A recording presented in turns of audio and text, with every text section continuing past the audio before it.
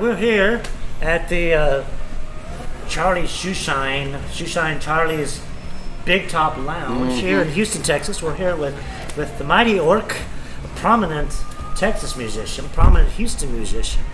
And I was so glad to have you here talking about what's going on with you. And so you're originally from Houston, right? You're born here in Houston, born and raised, so you're real Texan. Yes, indeed. So the blues music is a big part of your influence, right? There. Yes, very much so. But I understand that you kind of influenced by, you have Zydeco and folk and rock and all these influences in your music.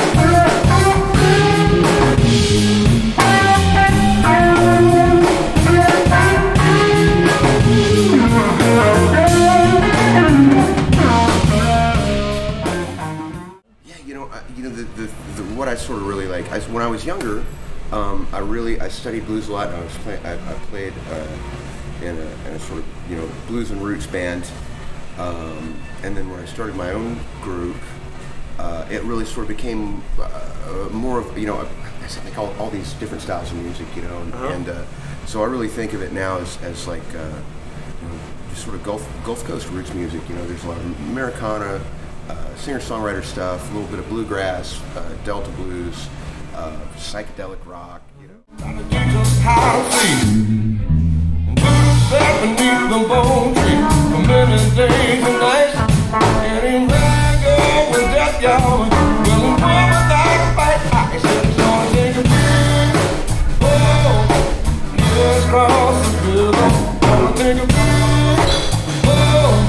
Get us to the other side.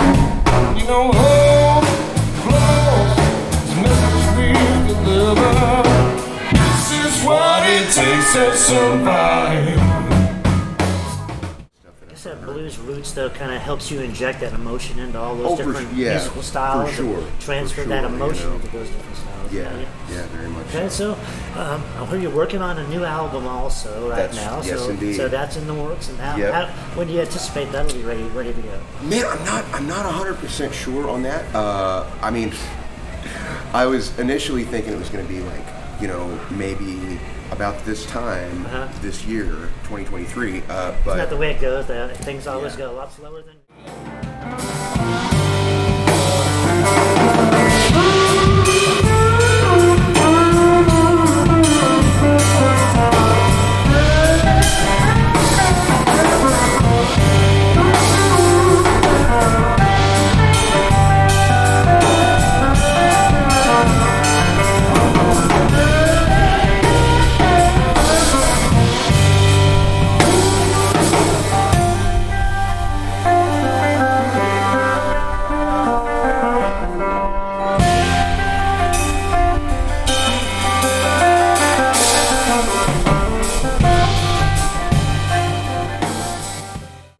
You're a hard-working guy, though. You're one of us.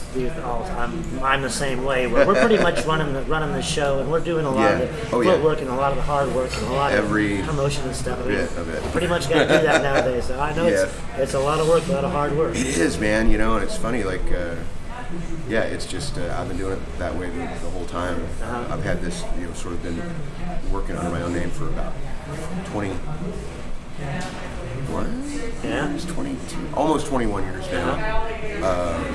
With this sort of group or whatever. And it's the whole time, man. Just just DIY. It's a DIY deal. So you also did a solo project. It was back in 2016.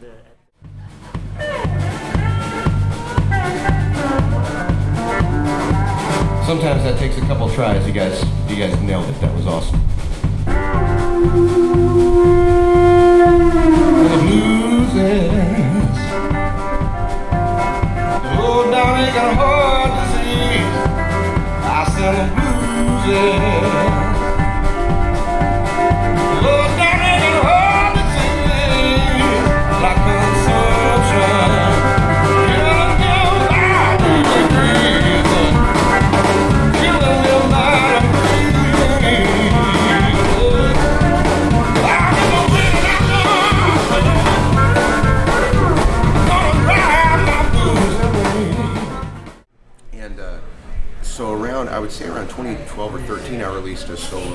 just, you know, it was mostly acoustic. There was, you know, and then there were a few band tunes as well. But I started playing a lot more solo and sort of really got into that to where it was, you know, much more of production than it had previously been when I would play solo, where it was like one or two guitars and you know. So I really enjoy it, you know, I do it a lot. And then the Bugle Boy record, we wanted to do, it was the first time that I actually performed at the Bugle Boy in LaGrange, and so I wanted to do something special. So we chartered a bus, got a bunch of friends to come out and be part of the deal. We recorded it, and I never released a actual hard copy of it. We recorded it.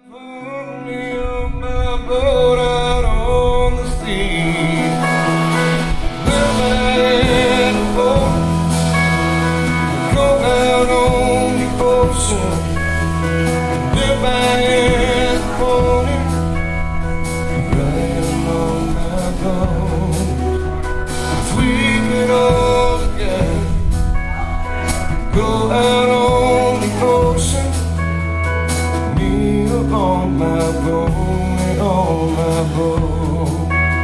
Well, Finally, 4 years later, going to release, you know, a physical It's copy. nice to have something to hold in your hand. I mean, nowadays, I mean, everything's digital now. We Yeah. don't even worry about it. Press Yeah. those things and you move it. Exactly. So, what's your connection to Germany and overseas and the Europe tour you've done? I guess you did a record also that was Lost in Germany. Lost in Germany, yeah, it's And a live album. So you have a Breaking connection to over there. Germany? I mean, do you have family there? Or No, you know, Just- we started working with a fella when I was playing with a group called the Tony Vega Band when I was in my late teens, early 20s. Tony, who was, you know, band leader, connected with a German-looking guy, and Right. he liked what the band did, and so he started booking Tony. So I did 2 tours over there with the Tony Vega Band, Right. and then in 2001 and 2002, and then in 2004 I went over just by myself, you know, solo. Okay. And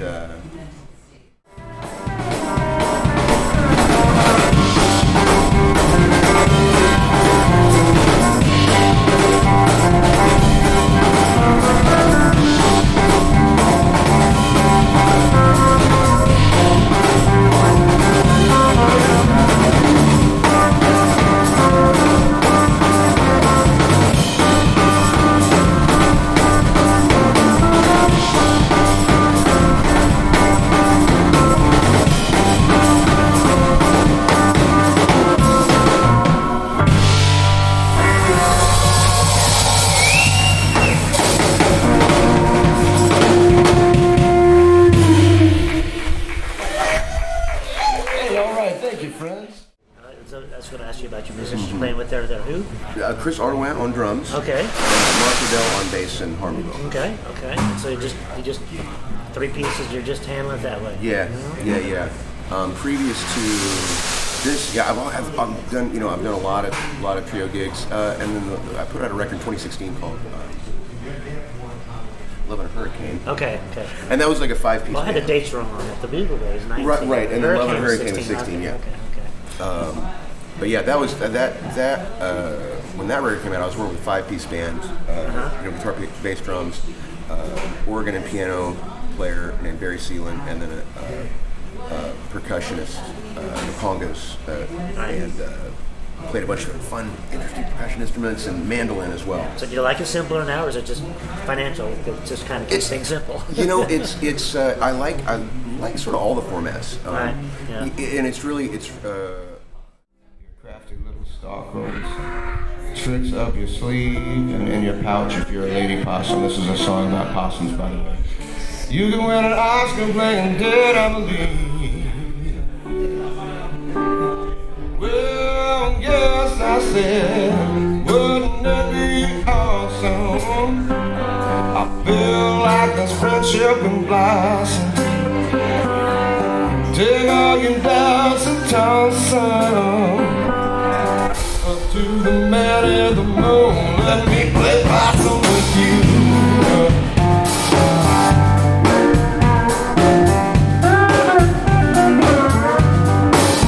Well, I can see it in your beady eyes. You ain't impressed.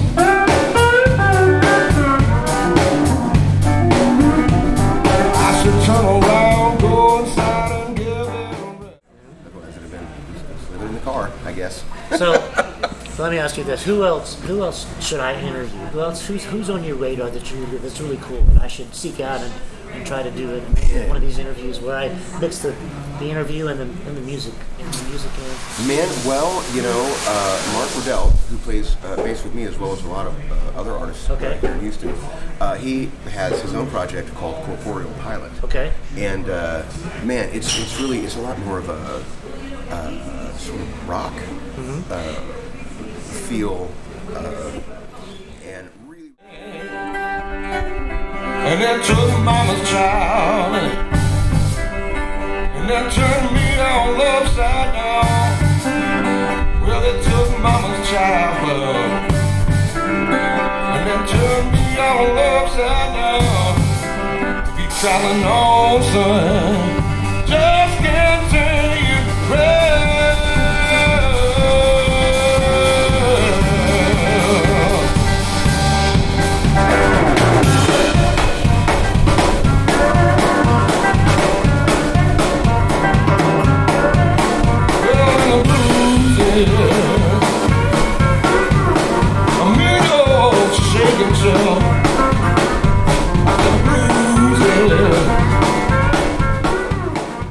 Is there anything else that you want to tell us about? In my interviews, I like to get something personal. Instead of just talking about the music, because folks identify when they know something personal about you. I mean, does your creative energy go anywhere else in anything? Do you paint? Do you do anything else? Do you do anything else with your creative energy? Yes. Okay. I try to clean room myself, but it doesn't work very well. For the love of Pete. Oh my God, this is going to drive me nuts. Little OCD. No, but I during the pandemic lockdown, we're talking about live streaming, so I got into cameras. Okay. And just sort of learning about that and how to do it and what to use.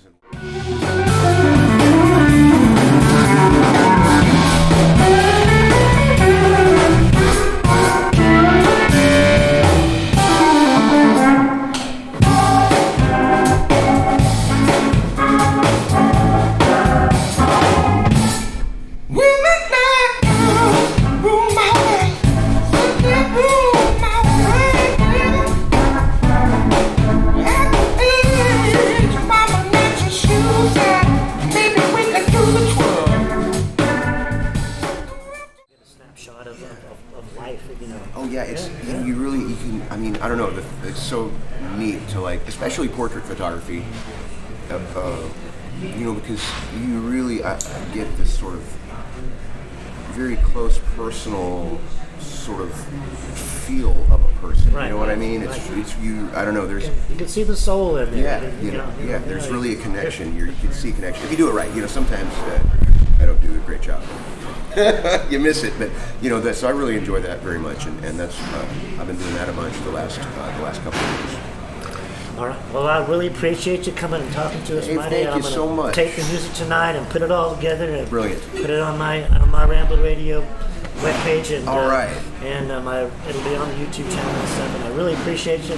Thank you for taking the time to sit down with us, and good luck with your musical adventure. Thank you so much, man. Appreciate you. All right, brother. Cheers. All right. And scene. That's a wrap, folks.